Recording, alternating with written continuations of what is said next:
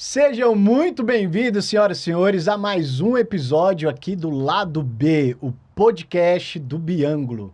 Aqui nós vamos conversar sobre a série que está impactando o mundo inteiro e a gente quer aproveitar para dialogar aqui com dois alunos, com um pai, para a gente desbravar e destrinchar sobre o que essa série retrata dentro da nossa cultura e dentro da sua casa. Então chama seu filho, chama seu pai para assistir esse episódio que está maravilhoso. Vem nos acompanhar.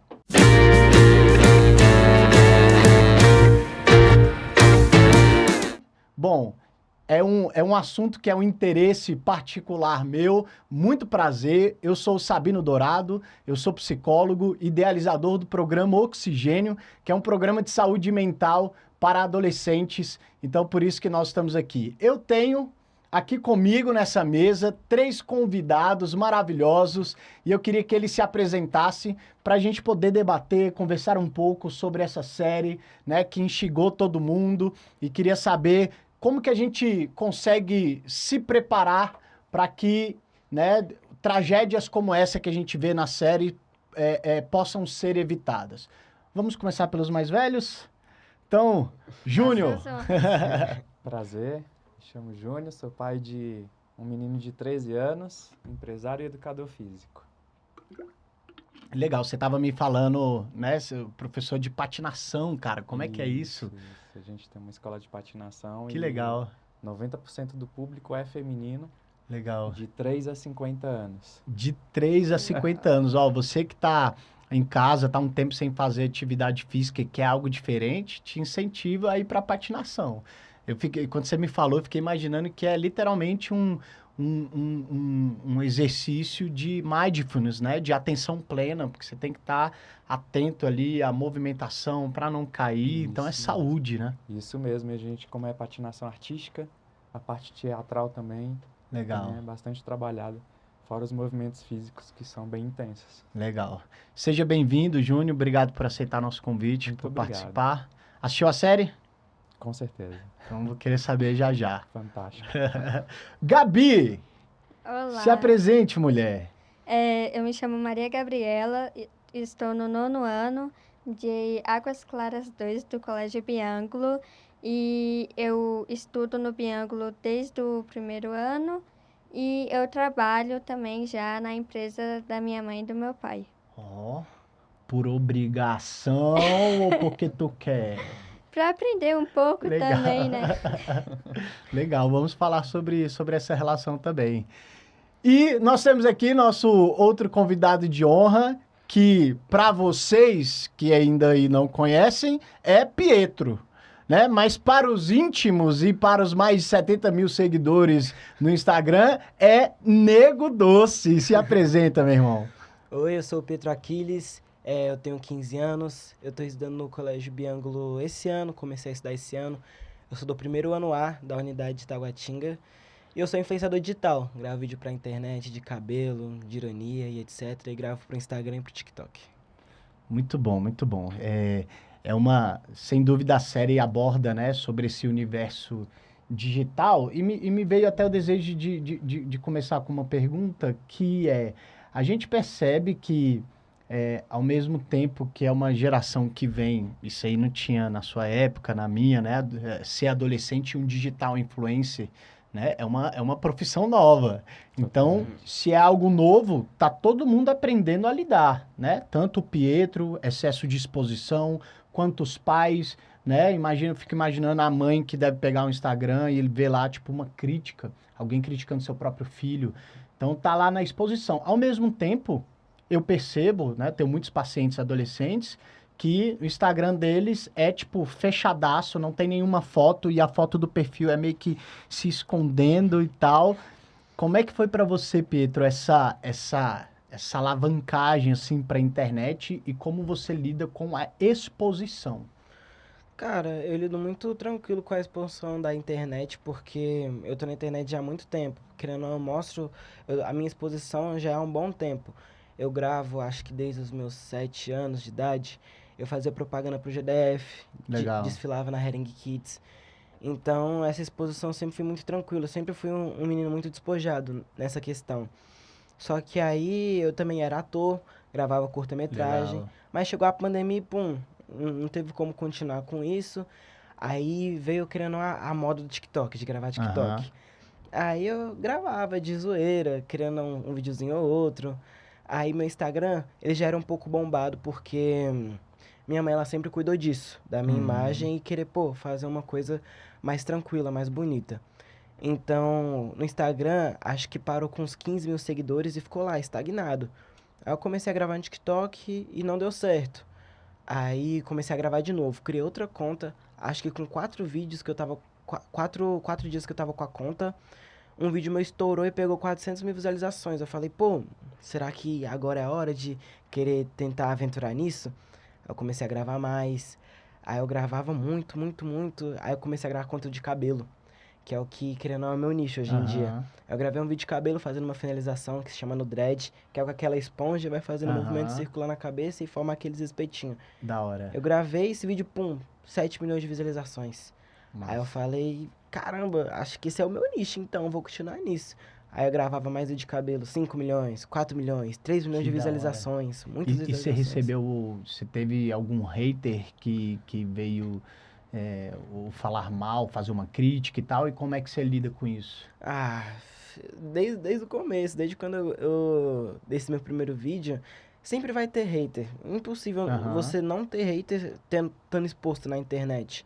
Então, desde o primeiro vídeo vinha comentários que eu não gostava, ou falando, tipo, exemplo da minha cor, ou zoando porque naquela época, agora tá um pouco melhor, que agora eu tô treinando, mas naquela época tá um pouco mais cheinho, então Uhum. era muito complicado, era comparações que eu me sentia mal.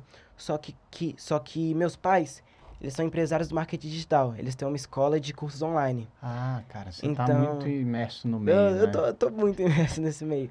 Então já era mais tranquilo e minha mãe sempre me explicou: você tem que tratar normal. Você não pode acreditar em um comentário mal falado por você e acreditar que aquilo é verdade. Você sabe que você é, então não tem motivo de você acreditar nisso, sendo que você sabe quem você realmente é. Então, essa minha mentalidade nesse quesito de tomar hater e essas coisas sempre foi muito forte. Quando eu tomo, às vezes eu vejo um comentário, eu começo a rir, eu não levo mais pro pessoal. No começo eu levava bastante, já pensei muito em Uhum. parar de gravar no começo, porque era muito hater em cima de mim. Só que aí com o tempo eu fui acostumando, ficando tranquilo e hoje em dia eu nem ligo mais. Tem hater, eu começo a rir, não importa mais, eu sei quem eu sou. É um assunto importante porque é praticamente o que é o incentivo, né, do Jamie fazer o que ele fez, né? Por conta de comentários na rede social e teve gente curtindo e parece que despertou o ódio ali, né? Uhum. Maria Gabriela, como é que você lida com as suas redes sociais nesse sentido? Minhas redes sociais, eu, tipo, nunca tive a intenção, assim, de ficar igual o Nego Doce, tipo, famosa e tal. E também minha mãe sempre, tipo, falava, ó, não se preocupa com isso, deixa isso pra lá, vai curtir, vai fazer o que você gosta mesmo. E também, daí, minhas redes sociais é privada, eu só aceito quem eu quero, quem eu conheço. E é isso, tipo, não sou muito do das Do redes rolê, né? sociais. É interessante isso, né? Porque depende muito da realidade. Por exemplo, o Nego Doce, vou chamá-lo de Nego Doce aqui, porque é um nome muito carinhoso. E é legal porque já fica na cabeça. Aí você vai colocar lá arroba, você vai encontrar ele lá. Ele foi imerso no meio, né? Tipo, os pais preparando até, tanto em questão de conteúdo quanto emocionalmente, porque de fato a fase da adolescência, cara, é uma fase em que você inevitavelmente busca a aceitação do seu meio, né? Então, as críticas, as comparações, elas são um veneno emocional. Então, eu quero começar aqui fazendo um breve resumo da série, e aí vocês me ajudam para acrescentar ou para trocar alguma informação, porque nós queremos falar dessa série e das várias camadas que essa série traz em apenas 4 episódios. Você assistiu? Eu espero que sim, porque aqui a gente vai ter spoiler. E mesmo que você não tenha assistido, vale super a pena você acompanhar aqui e ir assistindo ao mesmo tempo. Primeiramente, eu te incentivo a chamar o seu filho adolescente, ou você que é adolescente aí, perde a vergonha, chama seus pais para assistir, porque vale muito a pena colocar isso na mesa para dialogar. Bom, é uma série britânica, então, obviamente que ela vai trazer, né, questões sociais e culturais ali dentro do meio, mas que retrata talvez aí, né, muito de quase todas as culturas, né, que vão trabalhar essa questão de relacionamento, pais e filhos, o meio em que os estudantes estão, como a escola lidam com esses adolescentes, né, o desejo de aceitação, as amizades, as influências das amizades, porque eu acredito que se em algum momento o Jamie também tivesse um amigo para falar, irmão, você tá maluco? Que mané emprestar faca o quê? Olha para onde você tá indo, né? As amizades, elas são, cara, poderosas. Então, é uma série que vai retratar a família Miller, né? Onde tem o Jamie, um adolescente de 13 anos, que comete um assassinato na rua e ele acaba, né, matando uma outra adolescente que também estuda na mesma escola. E a série, ela busca tentar encontrar quais as motivações. Ela até deixa um pouco ali, um pouco aberto a possibilidade de que até não tenha sido ele o autor, né, da prática. Porém, depois do crime, depois eu fui até assistir uma entrevista do próprio pai, que é um dos criadores, né, da série, e ele falou que se tiver continuação, eles vão criar uma outra história. Então, em tese, nós temos essa história mesmo, esses 4 episódios, e eu quero saber de vocês o que mais te impactou dessa série, o que mais te encontrou, o que mais te colocou em reflexão, tanto para a sua vida pessoal ou pensando nos seus amigos. Quero começar com vocês. Começa. Faça as Tá bom, então. Sobre a série, acho que o primeiro episódio foi o que mais me fez pensar bastante, né? Sobre ele tá certo ou ele tá errado. Eu pensava muito se, ele realmente não fez o crime ou se ele fez o crime. Só que aí os episódios pra frente eu comecei a meio que torcer contra ele. Querer saber realmente o motivo dele ter feito esse crime. Então... Ixi, qual foi a pergunta mesmo? TDAH do Nego Doce em ação. Mas o que mais impactou? E você começou falando da primeira cena que dá aquele suspense, né? Tá. De se foi ele ou não. Uhum. Acho que o que mais impactou, querendo ou não, eu sei que eu tenho 15 anos, mas foi vendo a reação do pai ou da mãe dele reagindo sobre o crime dele. Tanto é que na cena que o pai viu o crime gravado, o filho dele fazendo o crime que ele fez, ele ficou em choque, ele começou a chorar, começou a ter uma crise. Então, eu me botei muito no papel do pai dele. Tanto é que até no último episódio, ontem, eu fui assistir de novo o último episódio, eu chorei no último episódio junto com o pai dele. Não tem como. Aquela cena é muito pesada. Não tem como não chorar. Eu fiquei impactado com o pai dele. Você sabe que isso pra mim foi um dos maiores presentes dessa série.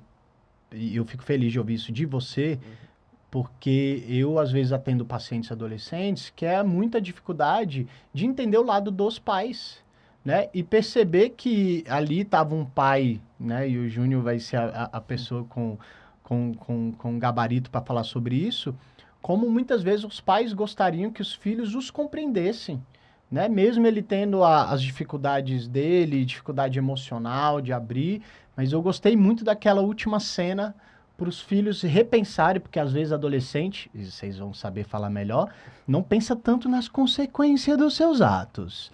Então, quando a gente começa também a colocar em xeque, eita, isso aqui pode dar um BO para minha mãe, mano. Opa, a escola pode chamar mais uma vez, meu pai já me chamaram esse ano na escola, não quero passar essa vergonha. Então, fico feliz que tenha causado isso. Causou isso em você também? Tipo, pra mim causou muito, porque mesmo que, tipo, é a primeira vez deles também sendo pais. Então, a gente tem que entender o lado deles também. E, tipo, a cena que mais impactou foi essa também, mas também foi a dele conversando com a psicóloga.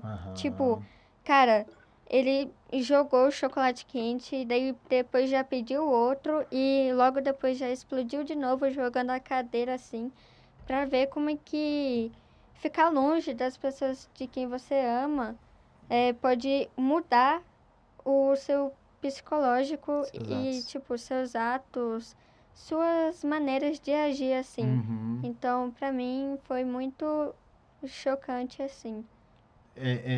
Talvez foi um dos episódios aí que foi o terceiro episódio, né, dele com a psicóloga. Isso. Eu fiquei muito feliz como psicólogo de ver uma cena dessa, porque ficou muito real, assim, né? Muito E real. foi talvez os 4 episódios, foi a cena, foi o único momento que a gente vê o Jamie realmente se extravasando, né? Colocando pra Soltando sua fora ali, raiva. falando detalhes, com raiva e tal. A gente vai falar sobre as emoções. Mas primeiro, Júnior, eu quero saber de você como pai, cara. E você falou que tem um filho de 13, né, 13 cara? anos. Imagino que deve ter mexido demais com você. Demais, demais. E o que mais me impactou foi o pé na porta. Pé na porta, Da logo primeira cena, né? da primeira cena, logo cedo, e todo mundo, você fica assustado, o que que ele fez, o que que aconteceu, porque a gente como pai, a gente imagina em 1 milésimo de segundos 1000 possibilidades, Aham. né? Então, aquilo me deixou até dar um calor, dar um frio na hora, É. né? E aí, você olha pro lado assim, você olha pro seu filho, tem a mesma idade, é um menino, né? Apesar de não ter rede social ainda, que a gente trabalha um pouco essa proteção aí Legal. e deixa para ser um pouquinho mais para frente, um pouquinho mais maduro, mas é uma cena muito, muito, muito forte, aquele desespero do pai, da mãe, e depois quando ele vai colocar o cobertor em cima do ursinho, Nossa. aquilo bate legal, sabe? Aquilo quebrou mesmo. Aquilo. Você falou da primeira cena, eu também fiquei pensando muito nisso, né? O quanto que. Vamos supor até que o Jamie não seja o autor do crime. Mas, cara, só de 6 horas da manhã, a polícia chegar com o pé na porta pra prender alguém, meu amigo, já o Arrombar sua trauma tá porta. instalado ali, né? E aí vem a segunda parte, que aí eu queria que a gente comentasse sobre isso, que, né, já é todo esse estresse da primeira cena de a polícia levando e tal, e o menino ser orientado. Eu fico imaginando o quanto que você deve ficar aéreo, né? Pô, 13 anos de idade, você tá sendo preso e tal. E o que quebra naquele primeiro episódio é porque o pai senta com ele e fala assim: meu filho, eu só vou te perguntar uma vez. Foi você?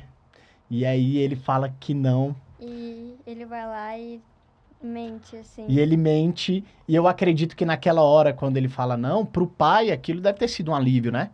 Do tipo assim, ufa, até então não tinha mostrado o vídeo e tal. E eu acho isso muito poderoso, essa cena, pra gente trabalhar sobre verdade e mentiras no contexto familiar. Por que que vocês acham que o Jamie mentiu? Talvez por conta que ele tava com medo, assim, de falar a verdade, de falar o que realmente aconteceu, de desapontar o pai. Porque, tipo, o pai fez, assim, de um tudo pra ele e ele vai lá e faz uma coisa dessas. Aham. E, tipo, ele já não tava conseguindo nem falar sobre o que tava passando. Então, imagine falar que cometeu um crime. É muito pesado. Eu acho que Muito ele tava bom. com medo do julgamento em cima dele. Tanto é que a Bibi falou, era o medo de desapontar o pai. Acho que todo filho, querendo ou não, mesmo que não tenha tanta intimidade, tanto afeto assim pelo pai, tem um medo de desapontar. Pô, meu pai viu que eu cometi um crime. Meu pai viu que eu fiz algo de errado. O que que vai acontecer comigo depois, as consequências? Na hora da raiva, foi o que você falou, a adrenalina tá alta, então você não pensa muito no que pode acontecer depois. Então, que ele vem pensando depois, eu vou desapontar meu pai, como é que vai ficar minha relação com ele?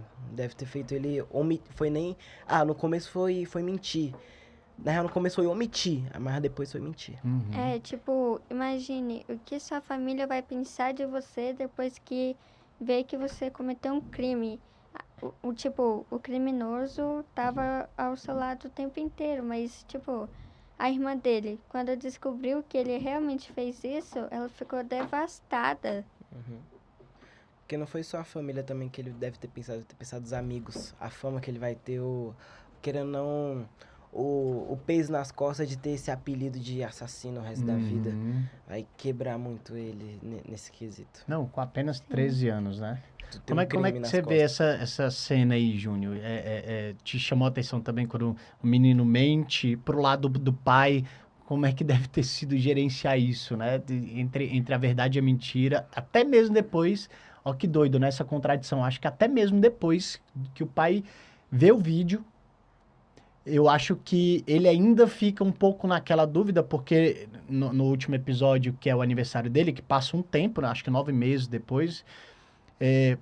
Deu pra perceber que mexeu muito com o pai, né? O filho falando que ia mudar O juramento. o julgamento, né? Ia mudar o discurso dele, e ele ia assumir. E deu pra perceber ali do pai a chateação. Primeiro eu vi uma dúvida ali do próprio menino, a dúvida pela gravidade do que ele fez. Dá pra sentir ali, fica Verdade. até mais pesado ali a cena. Dá pra quase ver o balãozinho, né? Uhum. Tipo, qual foi a gravidade do que eu realmente fiz? Porque é uma criança de 13 anos, né? Então, um assassinato é algo muito grave, mas eu não sei se dentro desse contexto ainda infantil, pré-adolescência, ele saindo da infância e indo para pré-adolescência, qual é a mensuração dessa gravidade, né? Então, eu vejo muito ali essa dúvida no personagem. E depois, a gente como pai de menino, a gente acredita que a gente é a coisa mais fiel que tem na vida deles. E que a verdade, precisa ser muito sincera, muito verdadeira.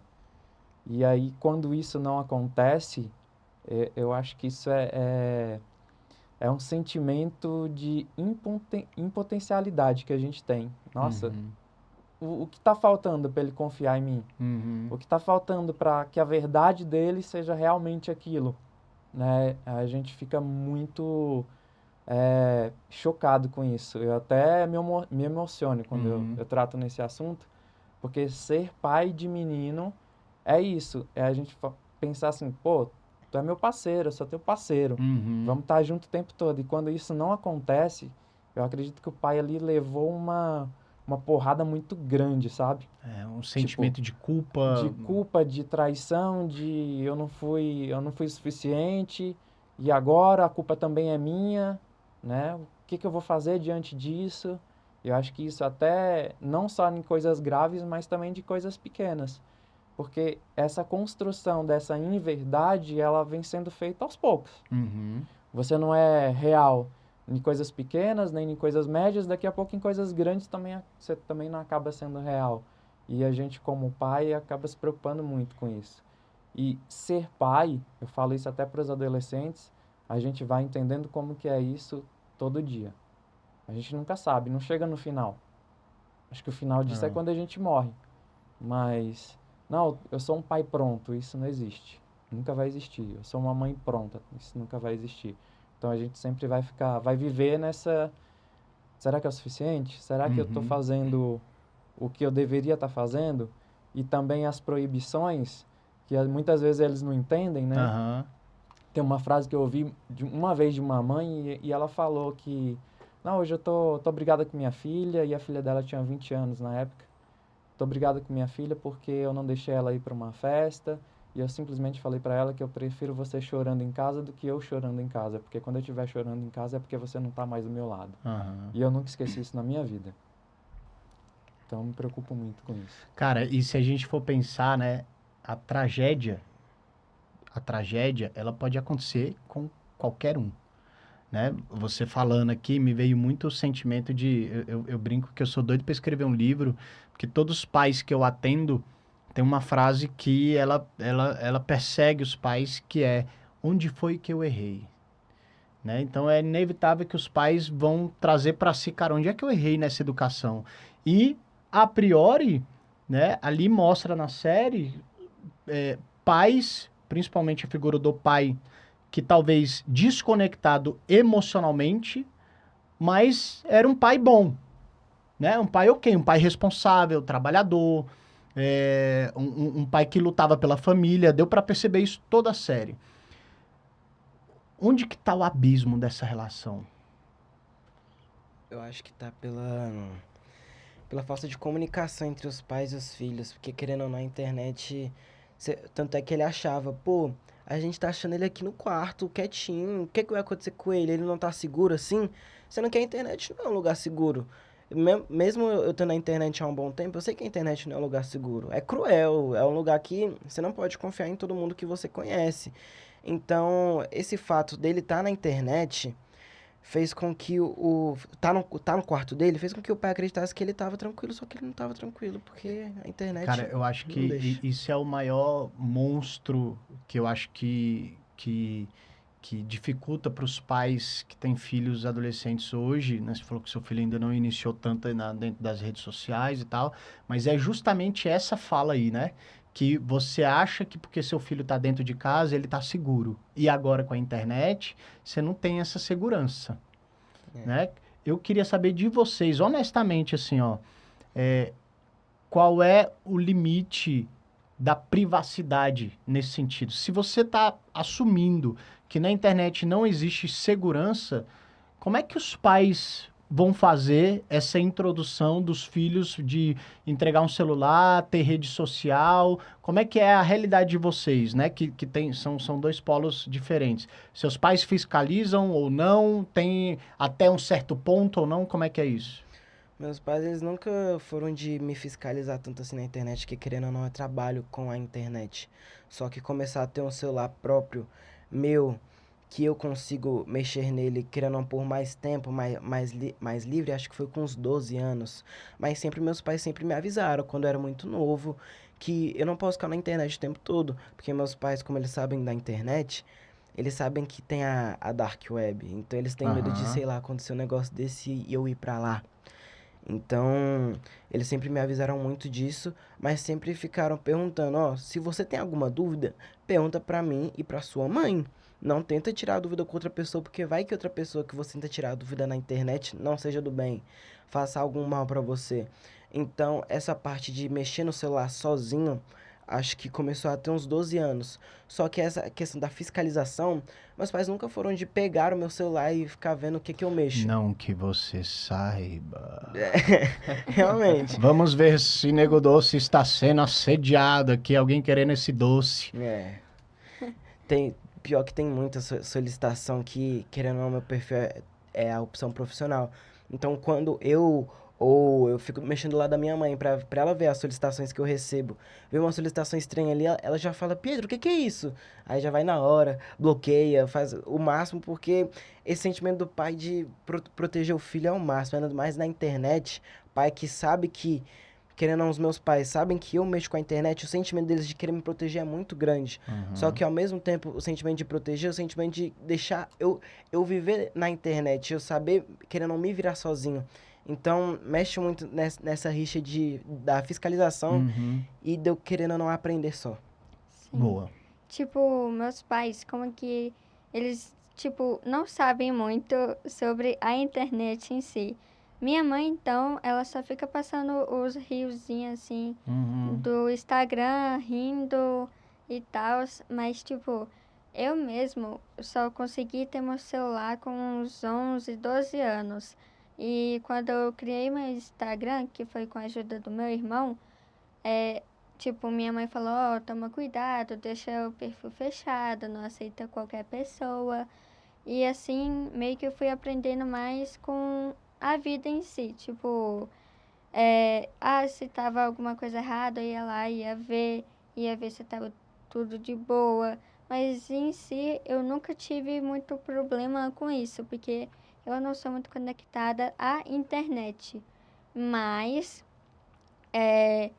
eu ajudo meus pais a questão de divulgar algumas coisas na empresa deles. Legal. Então, querendo ou não, a gente está conectado dessa forma, cada um ajudando o outro como pode, como sabe assim. Mas de ver meu celular, pegar para olhar, minha mãe nunca assim fez isso, porque ela sabe e confia em mim no que eu mexo e no que eu não mexo. Mas é aí que tá, porque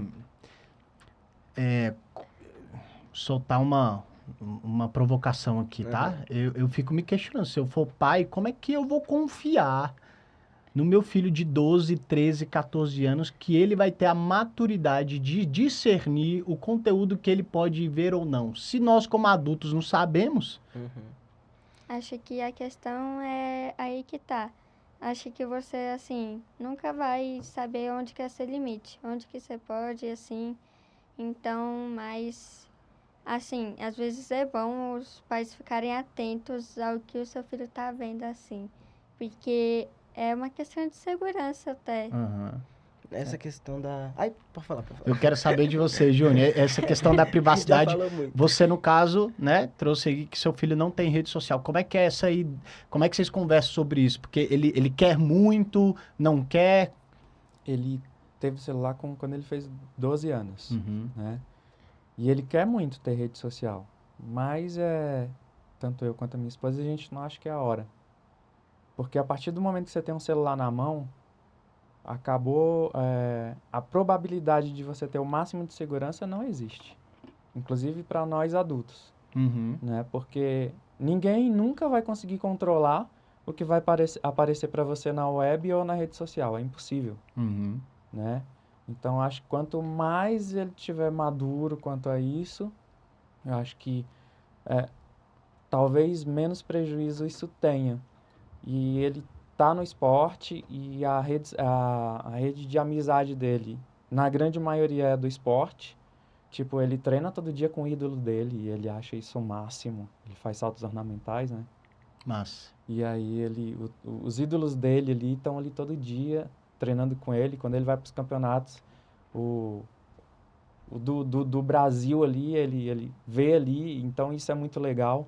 A gente tem escola de patinação, então algumas delas vão para mundial e elas patinam desde 7 anos de idade, então patina há mais de 10, 11 anos. E o ídolo delas estão ali no campeonato competindo com elas hoje, ou já está ali de técnico, e isso faz muita diferença. Então, o que eu vejo? O esporte diminui muito esse prejuízo. Porém, ainda assim, no período de pré-competição, a rede social atrapalha muito. Muito, muito, muito. Deixa elas muito instáveis, porque a rede social não é uma verdade dita, né? Você pode criar um ambiente ali e tornar aquilo verdade. E quem está ali vendo, acredita naquilo. Aí já chega, mas eu não acho que eu estou treinando o suficiente. Será que eu estou pronta? Será que vai dar certo? Então, assim... Aí se compara, né? Fulana tá treinando mais. Exatamente. Aí isso atrapalha demais. E olha que são atletas com mente preparada, corpos preparados, treinam todos os dias. Um esporte mó difícil. Eu falo, inclusive, tanto do handebol quanto dos saltos ornamentais, quanto da patinação. E aí tem atualmente tem o João, né? João Fonseca, que explodiu. Do tênis. Do tênis. Não é ele. Ele tem rede social, mas não é ele que toma de conta. É mesmo? Ele não vê. O técnico dele pediu e ele acatou. João, eu quero você fora das redes sociais. Não que o perfil vai deixar de existir, mas você não vai estar lá tratando daquilo. Acho que é a questão das críticas e tal que a gente tava falando, né, irmão? E ele aceitou. E ele não se arrepende disso. E eu acho que isso tem uma influência muito boa no desenvolvimento que ele tem hoje como atleta e provavelmente como pessoa. Eu não sou contra a rede social, nenhuma delas. Mas da mesma forma que no esporte a gente chama que os ciclos de vitaminas, eles precisam ser, você vai lá, dá as vitaminas, depois você recolhe, né, que é o período de recuperação. Acho que também deveria ter um período de recuperação na rede social. Legal. Né? Eu Legal já tive alguns exemplos assim de atletas que, olha, não aguento mais a rede social e parou ali 30, 60, 90 dias e são outras pessoas totalmente diferentes. Concentração. Mais alegres, mais saudáveis, mais felizes. E eu tô falando para você coisa que eu vivo diariamente, não só em um tipo de esporte, em vários tipos que eu já passei. Legal, ó, você que é pai e mãe, tá aqui ouvindo, eu queria te incentivar demais, porque eu acredito que se tem algo que é tão importante quanto a escola, né, na fase da adolescência, eu queria incentivar você a colocar seu filho no esporte. O esporte é um ótimo educador emocional, né? Você aprender a lidar com frustração, você entender o potencial que você tem, o quanto você pode se doar e acaba que, né, às vezes o filho que fica o dia todo preso no computador, deu para perceber que o Jamie era um pouco, né, desse menino, que era o tempo todo voltado para a internet, e esse é um assunto interessante que é sobre essa solidão do adolescente, né, que às vezes é aquele menino tímido e tal, e aí chega em casa, fica o dia todo no computador e a vida real para ele é muito mais lá do que na vida real. Sim, porque, tipo, os jogos, talvez, tipo, a internet, assim, pra ele, já faz parte da vida dele. Então, pra ele em si, já é muito bom isso. É. Antes de falar dessa parte da solidão, só queria falar uma coisa muito interessante da parte dele falando do esporte, que eu acho muito importante realmente esse detox que você falou de rede social antes do esporte. Um exemplo é GDF, que é Jogos Escolares do Distrito Federal, ou JET, que é Jogos Escolares de Taguatinga. Ver insultos querendo de outras escolas que você vai competir, eu fazia vôlei. Eu fazia vôlei. Então, quando via lá insultos de outra escola falando, vocês vão perder, que o nosso time tá forte, querendo ou não, vinha um sentimento, pô, será que meu time vai ganhar? Será que meu time vai perder? E essa parte também, falando ainda do Biângulo, é muito da hora que eu vejo na questão competitiva. Porque unidades diferentes, né? Eu sou da unidade de Taguatinga, a bebê é da unidade de Águas Claras. Isso, a gente tem muita rixa. É muita rixa. E querendo ou não, Isso. na internet, é muita rixa. Aí falando, que não sei o que, Águas Claras vai perder, Taguatinga vai ser amassado, uma coisa dessa. Querendo ou não, até um certo ponto, é de um lado competitivo. Só que se levar muito pro pessoal, fica um lado meio conturbador e você pode ter várias crises, um monte de coisa, e pode ferrar com o seu psicológico um pouco. Mas, tipo, o que o Biângulo proporciona pra gente, tipo, na Olimpíada, cara, é tão massa ter um esporte que a gente vá, que a gente, tipo, tenha adrenalina e que a gente faça, tipo, tudo de bom assim, é muito da hora. Da hora mesmo. Eu tô no Biângulo, esse ano que eu entrei no Biângulo, mas eu tenho amigos no Biângulo, antes de eu estudar nele, os meus amigos que são do Biângulo me explicaram tudo. Eu via sempre fotos e vídeo deles se divertindo na Olibian, e falava, pô, é muito da hora lá. É uma gincana na escola entre competição entre unidades, então eu acho isso uma coisa muito, muito bacana. E o quanto é necessário, né? Tipo, a competição, ela é maravilhosa, né? Você pegar uma unidade contra outra, meu irmão, é valer na vida. E ao mesmo tempo, obviamente, a gente vai ter aqui depois os convidados aqui, né? Direção, orientação, sobra pra eles, né? Porque na hora do jogo vocês querem matar uns aos outros lá. Essa explosão, E aposto que deve rolar vocês estão roubando pra tal turma, não sei o que e tal. E isso tudo faz parte. Eu queria saber de vocês, a gente voltando pra série, o que vocês acham que motivou o Jamie a cometer esse assassinato? Porque uma das coisas que é preocupante parece que foi algo pensado. Porque ele, né, pegou a faca, foi buscar a faca com o amigo e tal, foi encontrar. Como é que vocês viram essa cena e esse momento aí? Eu acho que foi o bullying, né, que aconteceu com ele, o cyberbullying. E querendo ou não, isso mexe muito com a cabeça. Os insultos que vem pela pessoa fala o que as pessoas vão achar de mim. E ele deve ter conversado isso com os amigos dele. Em vez dos amigos dele ser uma influência boa, de falar, não faz isso, ou deixa isso pra lá, isso daí não vai mudar quem você realmente é. Eles devem ter motivado ele. Tanto é que o amigo dele levou a faca. E o amigo dele falando pro delegado, falou, era só pra dar uma assustada na garota. Só que aí o Jamie, como já tava com essa recarga nele negativa de querer descontar a raiva dele em alguma coisa, foi conversar com a garota e na filmagem ainda vê que ela derrubou ele, acho que desencadeou dele realmente, em vez de só ameaçar, cometer o crime que ele cometeu. Eu acho que principalmente o ambiente e a raiva que foi se acumulando. É um ambiente, porque no segundo e terceiro episódio dá pra ver que a escola é caótica, né? É um caos aquilo lá. E as amizades ali, tipo, é professor discutindo, alunos se agredindo, as meninas falando uma com a outra sem respeito nenhum. Então, acho que principalmente o ambiente, né? Acho que tá aí a importância de você entender como a escola do seu filho funciona. Legal. Em qual é o ambiente que ele está inserido, né? E o problema ali da internet mais uma vez. Porque, por exemplo, o Nego tem 75 mil seguidores. Qualquer coisa que acontece na internet, não é só eu e ele que tá vendo, são 75 mil pessoas. E quando você tem 75 mil olhos, isso falando só de seguidor, não fala quem vê, né? Que isso aí é mais que o dobro, provavelmente, né? Muito mais.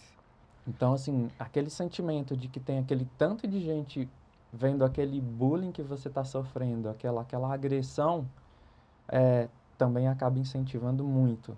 Aí o ambiente também, pelas amizades, porque, assim, se você tem nenhum bom amigo vai te dar uma faca para você ir conversar com a menina. E se você está levando a faca é porque você tem, sim, outras intenções a fazer. Mas, ao mesmo tempo, tem a fatoração da idade. Porque se você lembrar, tem um 360 do quarto dele. Então você vê ali, dá pra ver o celular em cima da bancada, dá pra ver que tem um videogame, dá pra ver que tem um computador, dá pra se perceber inclusive que é um PC game pela estrutura do negócio, mas ao mesmo tempo você tem bonequinhos, você tem super-heróis, você tem banner de quem ele acredita que é um super-herói. Então é um conflito entre internet e infância, pré-adolescência e infância. Então também esse conflito dessa transição Verdade. também deve ter levado muito às consequências, né, desse fato.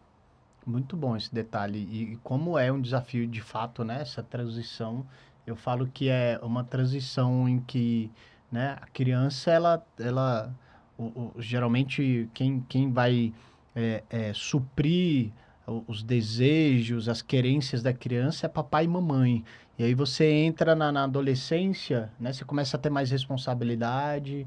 Se você não tirar nota boa, o trem vai pegar pro seu lado, já começa a trabalhar, já começa a se preocupar o que eu vou fazer no futuro. Aí a realidade agora da rede social tem tantos seguidores, esse vídeo flopou, esse não, tal. Então já começa muitos questionamentos. Muita pressão em cima do adolescente em si, que tá numa fase assim de transitória, né?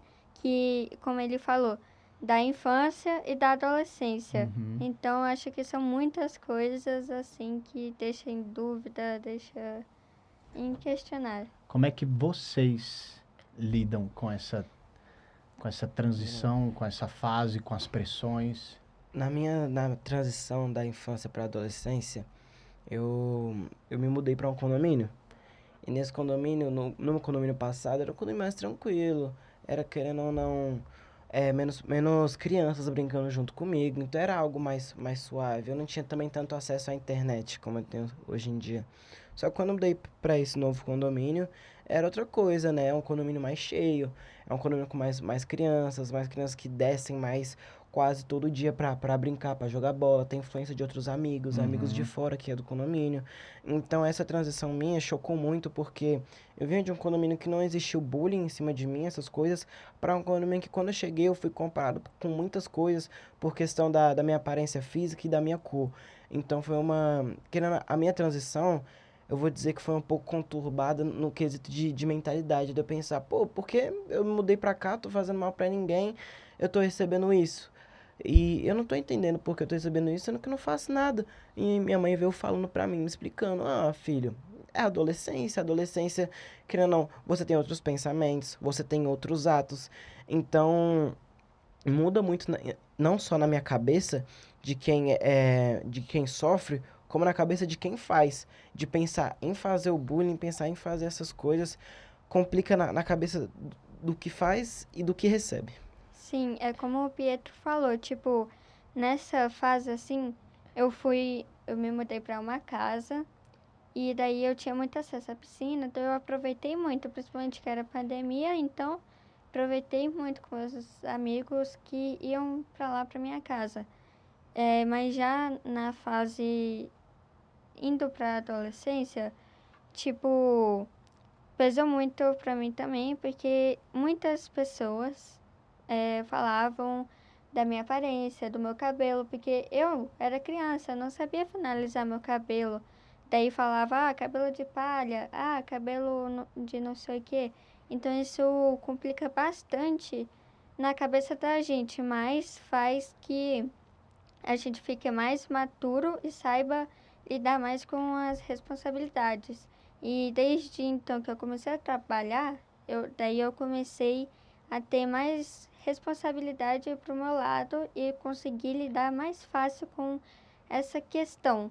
E eu levar para brincadeira isso para não me afetar. E assim eu consegui lidar melhor.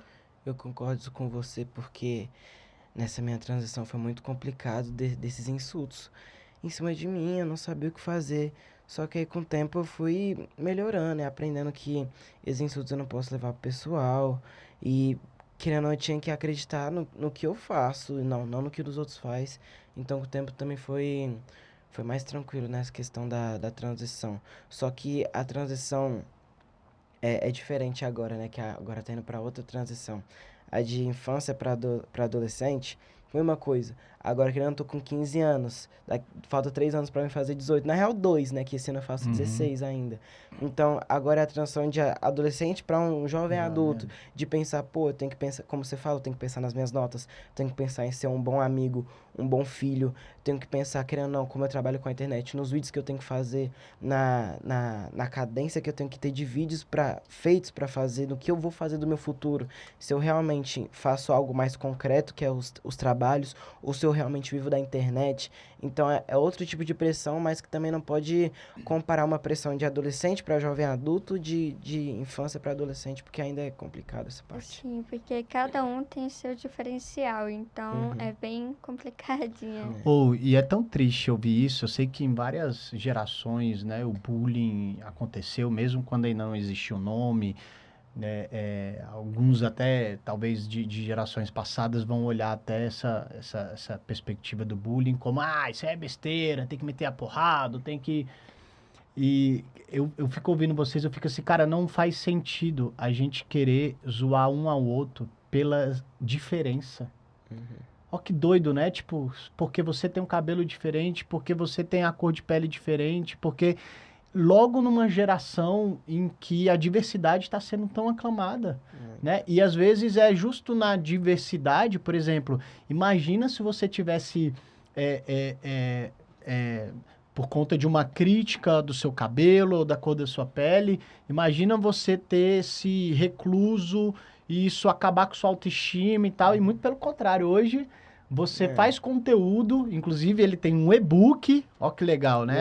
É a parte boa aí da internet, já, né, desde jovem, já aprendendo também a empreender e tal. E o seu conteúdo faz sucesso pela sua diferença. Você fala sobre seu cabelo, né? Você fala sobre como você finaliza o seu cabelo e tal, e o seu jeito único. Doido isso, né? Por que as nossas diferenças são motivos pra zoação ou de atacar outra pessoa? Sim, tipo, é tão doido esse mundo assim, principalmente, tipo, cada diferencinha que você tem, a pessoa já vai lá e te ataca, a pessoa já vai lá e fala uma coisa assim. E se a pessoa não tiver uma base que se segura, ou se não tiver psicológico, a pessoa talvez não aguente de tanto que é forte assim pra pessoa. Tipo, a pessoa se fecha total e precisa de uma ajuda para ela conseguir abrir de novo. Então, Nosso tempo tá um pouco curto e eu preciso tocar num assunto que eu queria saber a opinião de vocês, né?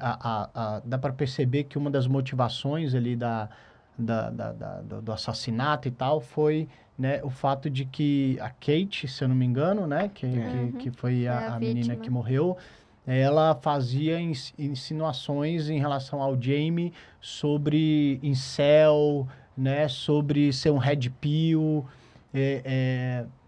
Eu queria saber, primeiramente, de vocês, né? É um assunto que também acontece dentro da nossa cultura? Cara, eu acho que como a série é britânica, tem umas culturas diferentes do que tem das aqui do Brasil. Particularmente eu, sobre Red Pill, Incel, os códigos que eles têm, eu não sabia de nenhum deles. Tipo, Nenhum deles. da parte já desses códigos, eu também não sabia muito não. Mas, tipo, quando o filho do delegado foi tentar explicar pro pai, tipo, coraçãozinho vermelho é de amor, coraçãozinho amarelo é de uma outra coisa, roxo outra coisa. Uhum. Daí, tipo, isso eu já sabia. Então, tem algumas questões que são parecidas e tem algumas coisas que são É. que eu não conhecia. Dessa questão do coração era a única que eu conheci um pouquinho mais, só que É. de resto, Tá, nada. então vou modelar minha pergunta. Dá para perceber que uma das coisas que a série quer abordar, trazendo essas nomenclaturas e tal, é o fator da masculinidade tóxica, né? Os meninos que crescem sem a referência de como tratar as mulheres e tal.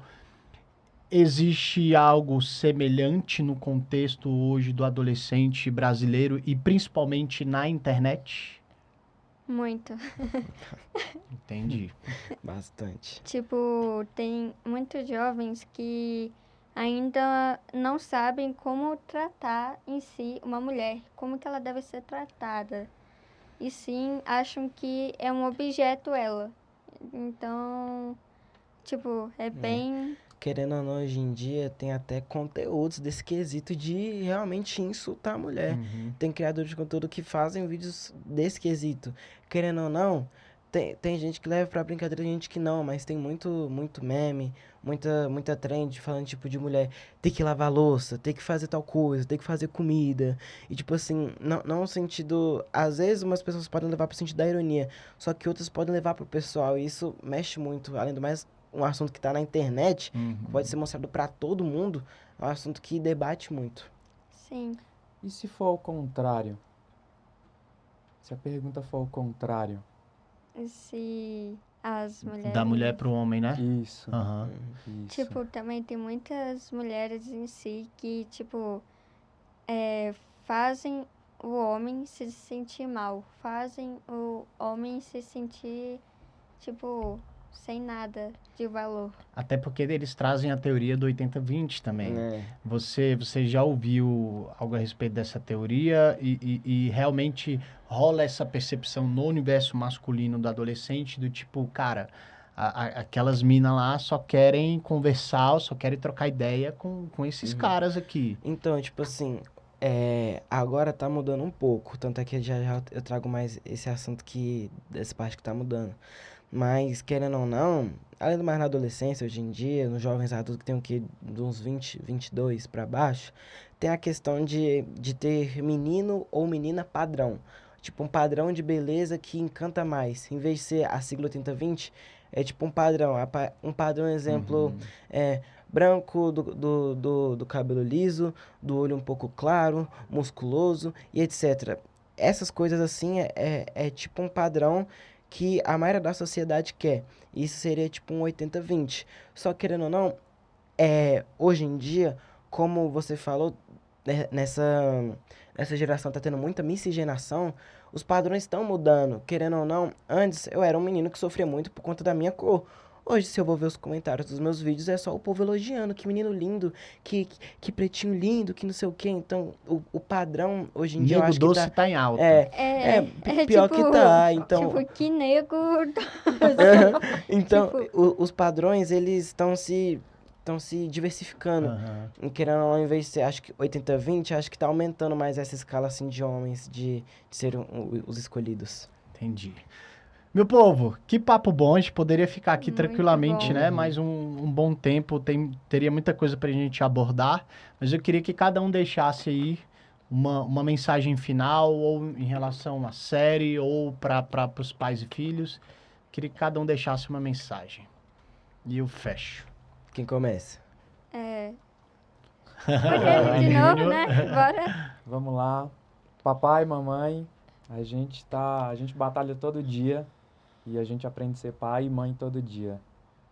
Para os filhos, paciência e parceria, que a gente consegue construir uma relação justa, honesta e firme. Queria falar, então, tipo, Júnior também, pros adolescentes, pras crianças, querendo ou não sentir reciprocidade com seus pais, o afeto que eles têm por você, ou você sentir o mesmo por eles em uma situação que você querer fazer, pensar 2 vezes, pensar no lado do seu pai ou da sua mãe, como eles irão ficar. Querendo ou não, o Jamie, acho que ele não deve ter pensado tanto assim no pai ou na mãe dele, quando ele cometeu o ato dele. Então, só pra pensar mais no ato do que você comete influencia na vida dos outros, inclusive dos seus pais. E pais querer saber mais sobre os seus filhos, querendo ou não ser do tipo mais insulto, mais pegado, mas querer saber aos poucos, filho, o que você faz na internet, querendo ou não ver mais ou menos o que ele faz, as amizades dele em volta, porque querendo ou não, as amizades foi o que mais influenciou o Jamie a fazer o ato que ele fez, então acho que deveria ter cuidado dessa parte aí, dessas ambas partes.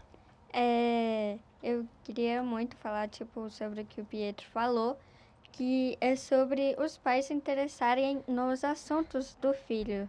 Porque talvez os filhos falem alguma coisa e daí os pais já vão julgando. Mas, tipo, a gente também tem que entender o lado do pai. Porque, tipo, eles estão aprendendo também a ser. E a gente também está aprendendo a ser um filho bom, uma filha boa. Então, acho que tem que ter empatias dos 2 lados e ver o lado de cada um para ver como que se comporta e também devem passar um tempo mais juntos e não separados, porque pode causar muita coisa na vida. Muito bom. Eu termino dizendo que o maior insight que eu tive com essa série é que é sobre conexão, senhores. Exato. Tudo é sobre Exato. conexão, né? Não é só sobre uma conversa, uma cobrança, é sobre conexão. No final eu fiquei me questionando assim, cara, se o Jamie talvez tivesse um pouquinho de abertura emocional com o pai, né? Imagina que o moleque tá lá pensando na atrocidade que ele vai fazer, com ódio e tal, e o pai chega pra chamar ele pra ir no McDonald's, pra comer alguma coisa, né? Pra trocar uma ideia, às vezes até do próprio pai, e eu sinto que os pais têm muita essa dificuldade, às vezes do próprio pai ser mais aberto, contar algo da sua própria história pro seu filho, né? Chamar pra não perder a conexão. Eu acredito que nessa fase da adolescência é natural que os filhos vão buscar mais recursos, né, com os seus iguais, com adolescentes e tal, mas, por favor, não perca a conexão com seu filho. Acho que de tudo que essa série traz, essa é a principal. Pais e filhos precisam ter essa conexão para que você não acabe lidando aí com uma consequência que pode gerar culpa pro resto da vida. Culpa é um sentimento terrível para a gente lidar. Mas nós queremos dizer que acreditamos demais nas novas gerações de pais também que estão vindo, né, mais abertos, mais vulneráveis para conversar sobre suas emoções. Muito obrigado, Gabi, pela sua participação. Muito obrigada, foi ótimo o bate-papo e foi muito bom esclarecer mais coisas sobre a nossa vida de adolescente. Que legal, que legal. Queria fazer mais isso aqui. Pietro, muito obrigado, irmão. Eu que agradeço também, muito obrigado pela oportunidade de falar. Querendo ou não, o que a Bibi disse, é muito bom se expressar como adolescente, explicando para... É uma cultura diferente o que os adolescentes vivem hoje em dia, o que os adultos vivem. Exato. Então, poder explicar a diferença de uma geração para outra é muito interessante para poder debater e ficar melhor a relação entre os pais e os filhos. Muito bom. Júnior, muito obrigado pela Muito sua obrigado. participação. Adorei falar sobre ser pai de menino e as fragilidades de ser pai de menino, né? E as fragilidades do menino também, que é muito importante ali para a gente nivelar também os sentimentos, né? É isso aí. Muito bom. Nos vemos no próximo episódio. Comenta, compartilha aí com a galera da sua sala, com outros pais, esse podcast. Acredito que isso aqui é algo muito enriquecedor para a gente entender, né, o contexto de cada um. Te espero no próximo episódio aqui do Lado B.